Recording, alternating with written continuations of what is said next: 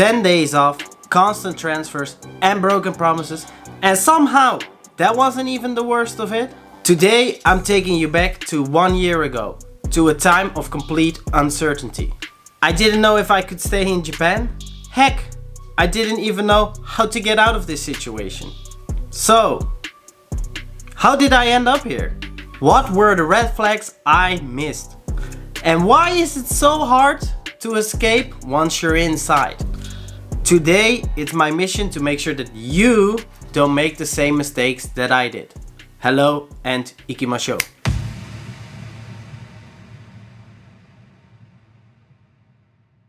That's what it really was. And I didn't see it until it was too late. Some of you already know I started off my Japan journey in Chikuma City, Nagano. And I absolutely loved it here. Which begs the question, why leave? Well, I'm the kind of person who takes advantage of the opportunity that life throws at me. Around 2023, a friend of mine messaged me about a job opportunity in Kanagawa, much closer to my girlfriend Ako. And with a limited time to decide and a hope of building a better life closer to her, I decided to make the move. A new prefecture, a new position, and what was advertised as an international kindergarten. A decision I would come to regret. And before I knew it, the first red flags started to appear. When I signed the contract, that was when the first red flag appeared. Now, Japan is already known for its long hours and limited time off. However, during negotiation time, it got worse. I was offered 10 days off for the entire year, the legal minimum. And when I brought it up to the owner, they literally said, just only take half. Just in case you get sick. That moment, yeah, it stuck. Then came the salary conversation. I had asked for a raise. Their response, work 6 days a week until we find another teacher. Can you please help us out? But it didn't stop there. They said I had to wait half a year for the salary I asked for because they would be training me. So let me get this straight. More responsibilities, more days, but not getting anything in return? And just to make things worse, none was in writing. I'll come back to why that became a serious issue later. But looking back, the biggest red flag wasn't the hours or the contract. It was the uneasy feeling in my gut, the one I chose to ignore. Chapter 2, reality struck. So I started working 6 days a week. And here is the thing, I care about education. I'm a licensed teacher, after all. This matters to me. But what I walked into was anything but education. The company had 3 locations, a kindergarten, a daycare, and a location for extra lessons. Most days I was assigned to the kindergarten.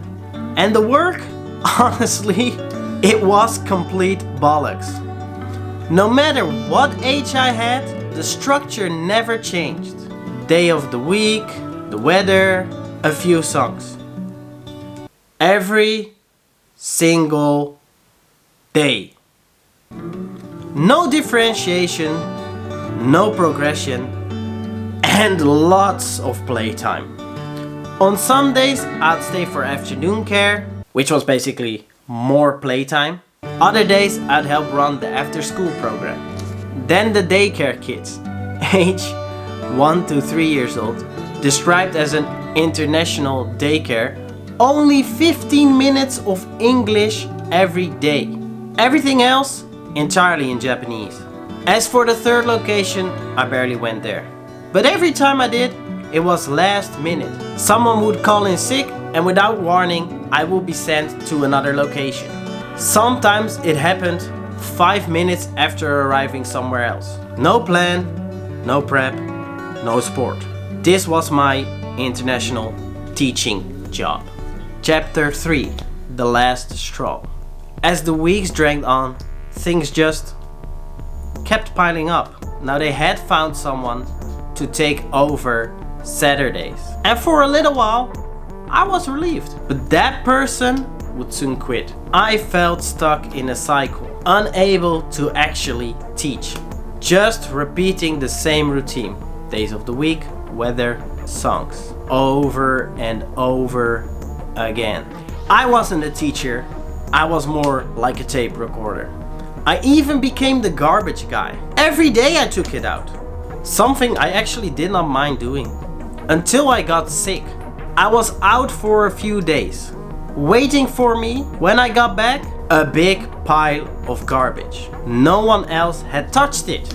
Then, after 8 months, I had a job assessment. And they told me I could stay. And honestly, I was relieved. Truth is, I needed a visa. However, at some point the conversation took a turn. I was told, you agreed to work on Saturdays for the whole year as a part of your salary deal. Something that I had not agreed to. Helping them out in the beginning had turned into another disappointment. Chapter 4. A way out. I was done. The last conversation lit a fire in me. I had already been thinking about leaving, but now it was decided. No doubt, I would not continue at this place, even if that meant that I could not stay in Japan. I had no backup plan, but I started looking hard. I also had a new goal. Try to finish early so I could travel Japan with my brother who was coming to visit. I applied for job after job after job, interview after interview, and then finally I landed one. But even then, I felt the same unease creep in. So I asked around and I started to talk with the people at the church that I attend. And by what felt like God's timing, a position had opened up at the church school. And this time it felt different. It felt right. And that's how I got out. But here's the thing. How can you avoid getting into a situation like mine? And what is it like for me now? That's what I'll share next. Chapter 5. The system, recovery, and reality. So what to look out for? If you're thinking about working in Japan, especially in education, then these are the things that you should look out for. Number 1. Is the company big or small? Small companies may shift all the burden upon you when people are absent. Number 2. Are your negotiations written down in the contract? If it's not written, it doesn't count. Seriously. Number 3. Vacation days. How many? And are they paid? Don't just check the minimum. Don't accept it. And also ask the real questions. Number 4. Is the owner Japanese? If not, there may be fewer cultural misunderstandings. And number 5, maybe even most important, what does your gut tell you? Listen to it. Mine was screaming and I choose to ignore it. As for me, maybe I expected too much. Maybe I wasn't ready for that step. Or maybe I just wasn't the right fit. But the reality is, last year I was started to have panic attacks. And I felt deeply unfulfilled. Coming from the Netherlands, where teachers have 2 months off a year, to going just 10 days, it was too much. Combine that with all the negative experiences, I couldn't cope with it at all, if I'm being honest. And maybe, just maybe, my expectations of what should count as a school were too high. But now, I feel better. The sun is shining again. I enjoy my job and I enjoy spending time with my co-workers. And for the first time in a long time, I feel like I belong.